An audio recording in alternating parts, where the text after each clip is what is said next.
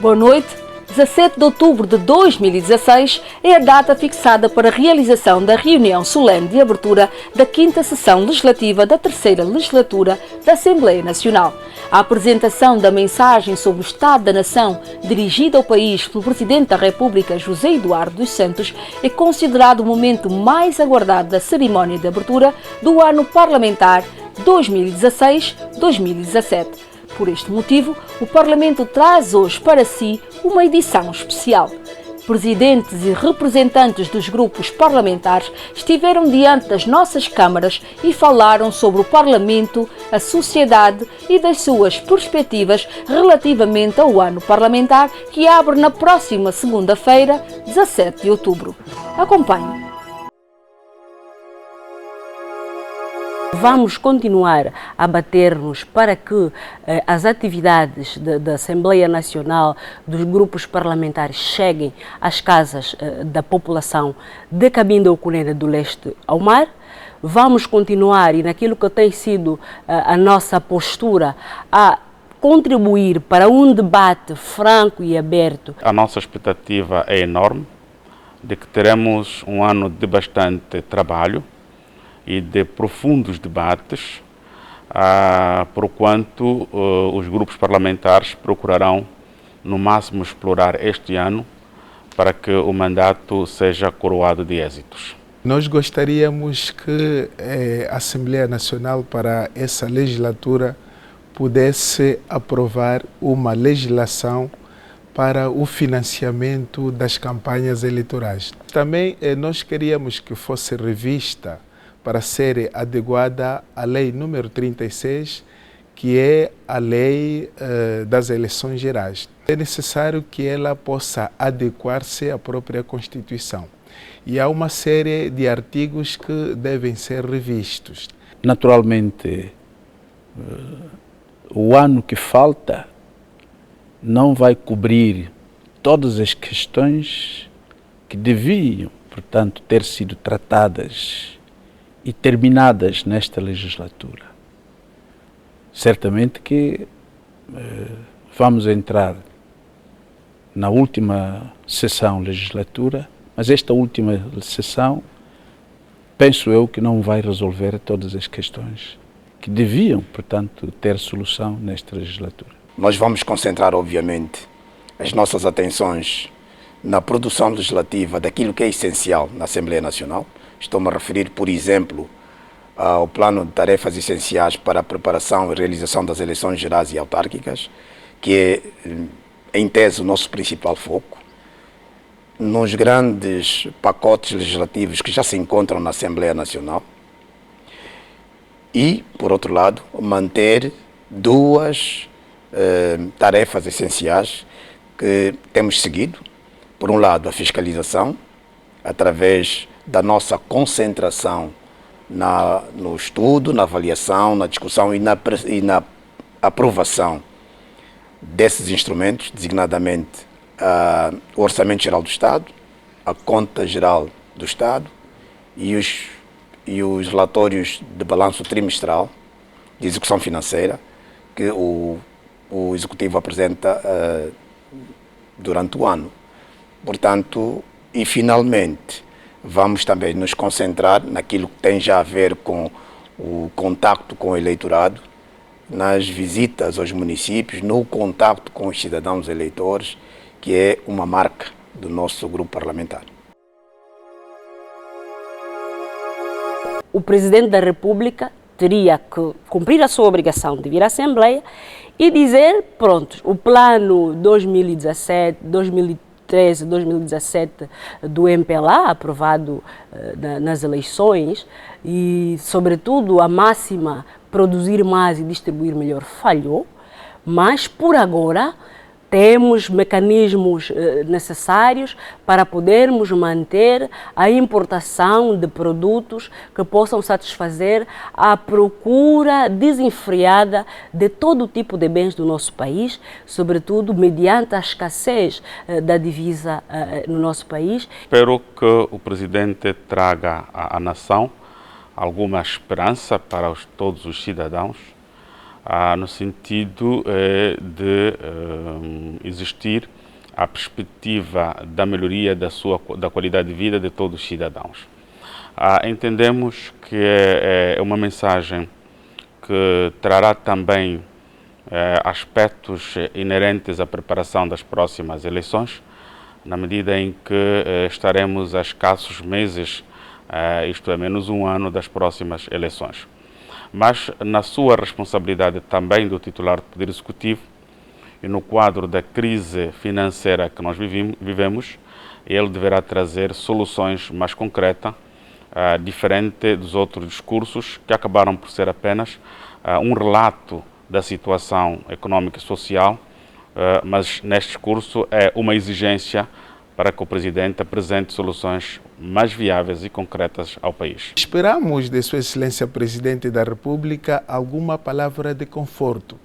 O que acontece é que em todos os anos eleitorais a intolerância política sobe vertiginosamente. Pese embora que os órgãos de informação públicas não divulgam essa intolerância, mas ela existe e coabita com os políticos e com os cidadãos. E estamos em crer que Sua Excelência Presidente da República poderá falar para a nação, dando algum conforto e dando algumas pistas de como podemos combater essa intolerância. O discurso do Presidente da República, naturalmente, certamente que vai abordar questões ligadas com a atual situação de crise, vai abordar questões ligadas com problemas de reconciliação do país, problemas de consolidação da democracia e problema do funcionamento das instituições. Nós esperamos que, de facto, o Presidente da República tenha a coragem de abordar questões, sobretudo no que diz respeito à transparência na função pública, a transparência na gestão da coisa pública, a transparência em tudo quanto tem o timbre do interesse nacional.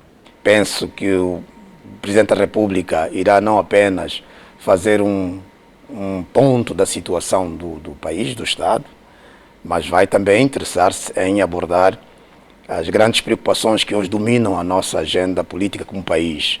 É óbvio que esta mensagem, o chefe de Estado fala nessa qualidade, não na qualidade de presidente do MPLA. Penso que há questões incontornáveis da nossa realidade política em relação às quais suponho que o presidente se vai pronunciar, nomeadamente a questão da crise, embora os pronunciamentos sobre a crise já tenham sido elencados, sabe-se mais ou menos qual é a posição do nosso Estado, do nosso Executivo, do MPLA em relação à crise económica e financeira que assola a economia internacional e também a nossa, mas adivinho que o chefe de Estado quererá dar sinais sobre o modo como devemos caminhar no próximo ano com o problema da crise, no sentido de reanimar a nossa economia, reanimar a execução de projetos que tentamos acertá-los agora com a revisão do Orçamento Geral do Estado para acondicionar as prioridades do investimento público, mas também penso que o Presidente seguramente irá abordar a situação social do país, que resulta da crise e em relação ao qual o MPLA tem dado nos seus orçamentos uma prioridade nas rubricas. Outro ponto inevitável é o processo eleitoral. Vamos entrar para um ano eleitoral, certamente que ouviremos o Presidente dar sinais sobre o modo como todo o país e os atores políticos e sociais se devem engajar no processo eleitoral, desde o registro que está agora a ocorrer até ao voto. E, finalmente, penso que o Presidente não deixará passar essa oportunidade para falar do nosso posicionamento em relação aos problemas que assolam a política internacional. É errado também atribuirmos a crise financeira a mera baixa do preço do petróleo no mercado internacional. O nosso país teve momentos áureos de excedentes de produção petrolífera. Mas o que é que aconteceu nestes momentos áureos?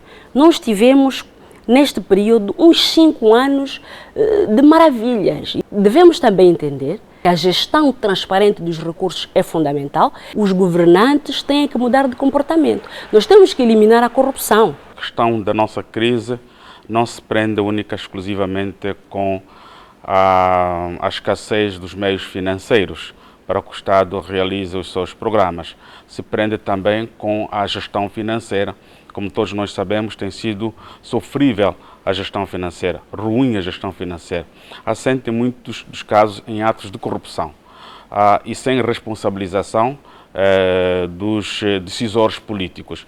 Daí que o nosso grupo parlamentar entende que, para travarmos a situação da irresponsabilização política, temos de ir para uma iniciativa que, obviamente, vai desincentivar os decisores políticos a usarem os meios públicos, fundamentalmente os meios financeiros, a seu favor, ao seu próprio benefício. Daí a necessidade de aprovarmos uma lei no sentido desta responsabilização. Esta crise também é algum móvel do nosso comportamento, é algum móvel da nossa consciência. E nós temos que saber que o nosso comportamento tem que mudar. Temos que trabalhar no sentido de que possamos apresentar as nossas contas em ordem, sem a corrupção e sem, portanto, aquilo que possa manchar a nossa boa governação. Os recursos, o dinheiro existe, mas passa ao lado das necessidades públicas. Então é necessário que, de facto, para ultrapassarmos a crise, é necessário que o Estado se organize, que o Estado vá buscar o dinheiro legalmente lá onde este dinheiro existe. Há medidas que foram já anunciadas, estão recenseadas no chamado decreto que trata das linhas mestras para a saída da crise econômica e financeira, e por isso o MPLA, em conjunto com o Executivo, procurará, depois de uma análise profunda, cuidada, sobre o evoluir da nossa situação, propor aquilo que for necessário, dentro do timing que temos até o final do mandato, no sentido de melhorarmos o desempenho da nossa economia, aperfeiçoarmos o processo de diversificação da economia, portanto, emprestando protagonismo ao setor não petrolífero, e eu penso que isto nós podemos fazer, temos-lo feito.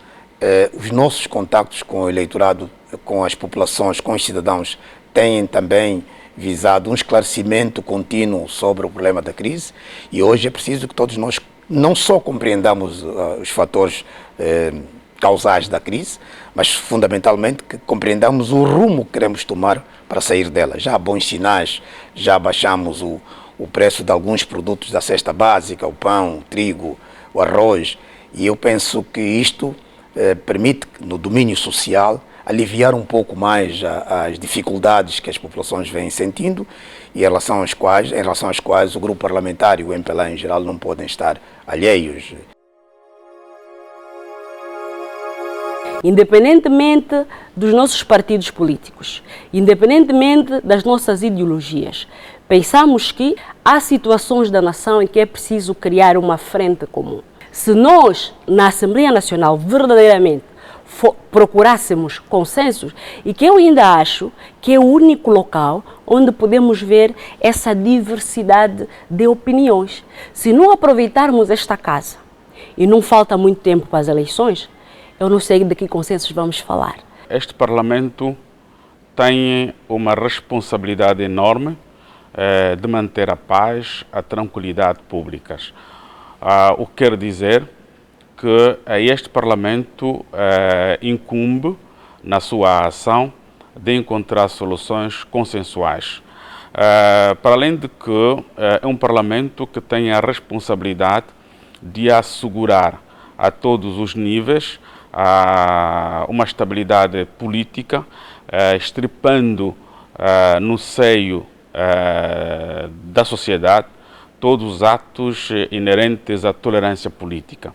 Ora, para que isso ocorra, tem que ser o Parlamento a dar sinais claros do ponto de vista de consenso ao nível dos debates. É o consenso, entretanto, que constrói a nação. Toda a legislação que é aprovada por consenso é uma legislação que vem para ficar.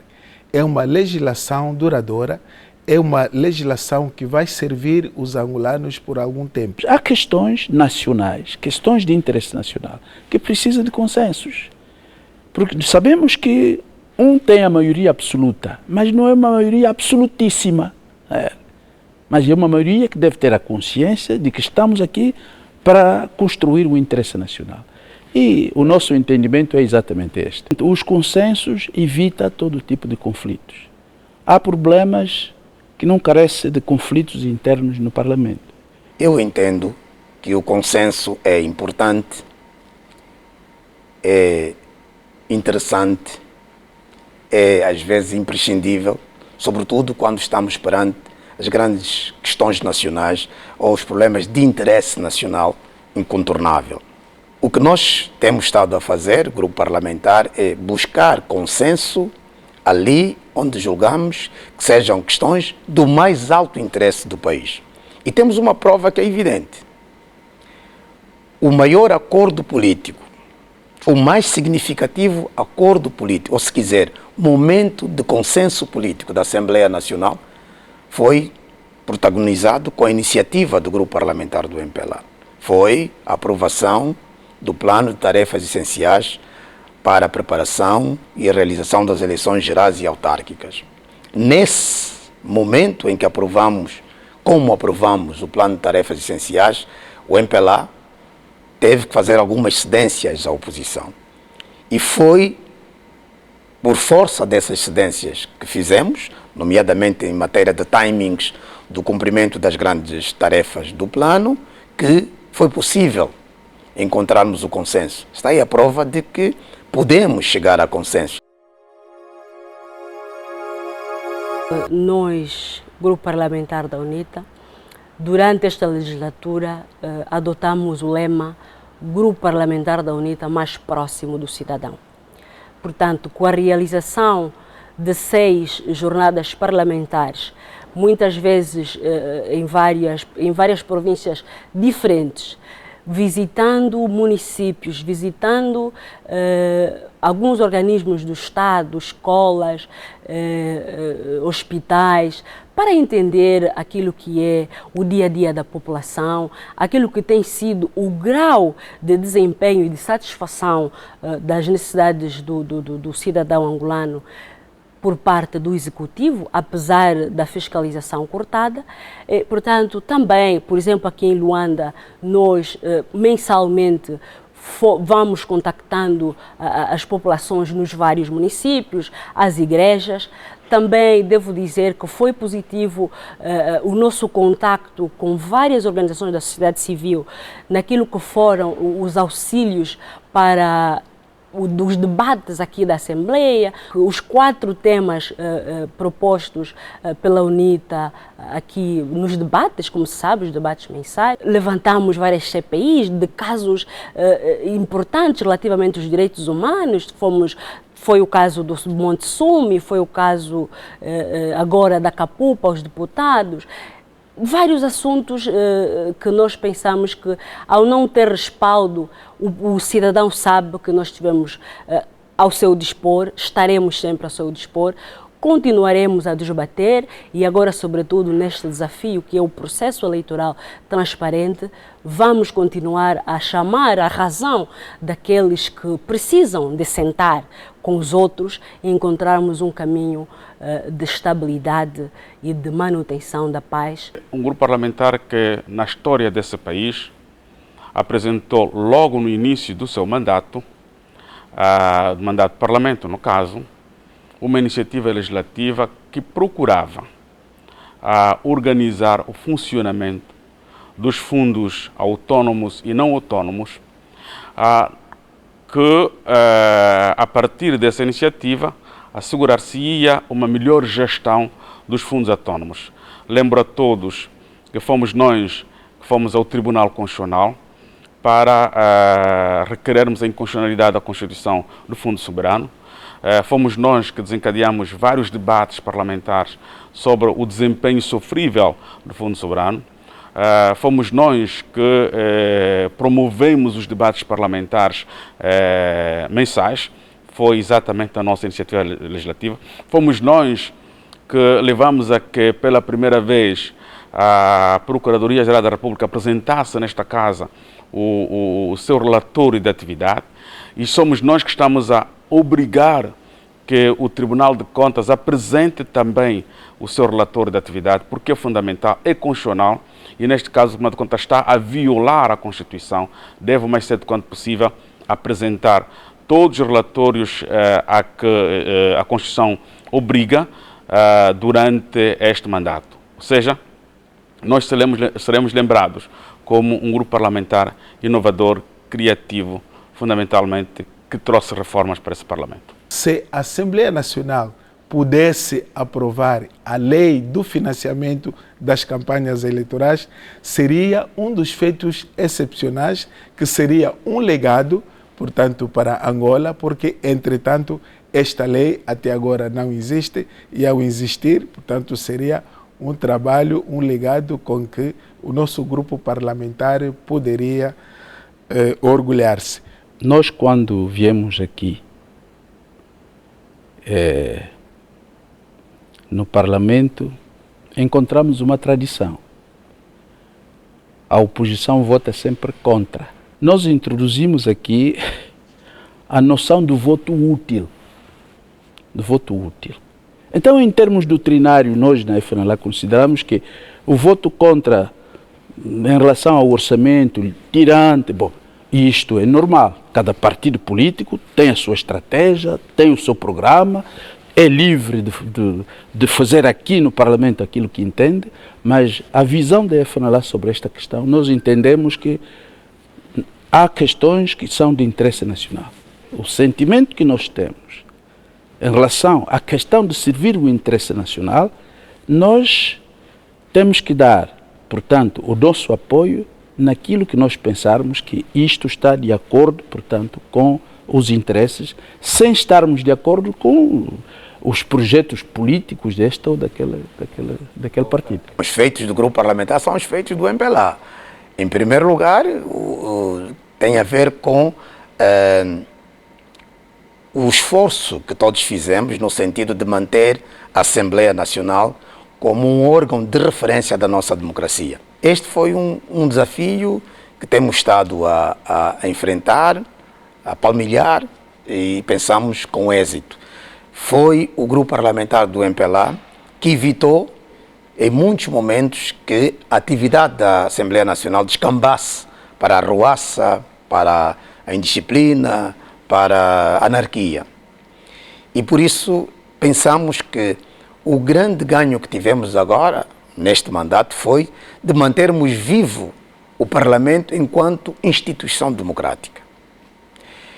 No segundo lugar, mais propriamente da atividade do grupo parlamentar, é o feito, obviamente, de termos aprovado um acordo político, entre aspas, que é o Plano de Tarefas Essenciais. Depois da aprovação da Constituição de 2010, não há, que me lembre, outro ato de convergência política ao nível do Parlamento, como foi o caso do plano, como é o caso do Plano de Tarefas Essenciais. Queremos também que tenhamos em conta no histórico dessa legislatura o facto de, pela primeira vez, termos aprovado a Conta Geral do Estado. Aprovamos a de 2011, 2012, 2013 e 2014, num claro exercício de maior transparência governativa, exercício de reforço da boa governação. Também gostaria de que as pessoas recordassem do exercício que temos feito de fazer aquelas deslocações massivas dos deputados do MPLA em simultâneo aos 162 municípios do país para dialogar com os cidadãos, para falar com os nossos militantes, para ouvir os eleitores, e no resultado disso temos apresentado muitas propostas, várias delas são consideradas para os orçamentos gerais do Estado do ano seguinte. Portanto, há várias vários factos que podem ser relevantes para quem quiser recordar a trajetória da Assembleia Nacional naquilo que ao grupo parlamentar diz respeito. E são estes os pontos de vista dos grupos parlamentares registados em edição especial do programa O Parlamento. Nós ficamos por aqui, lembrando uma vez mais que o ano parlamentar 2016-2017 inicia já na próxima segunda-feira, 17 de outubro. No próximo programa poderá acompanhar aqui os pontos altos da cerimónia de abertura. Até lá, o Parlamento mais perto de cada angolano. Boa noite.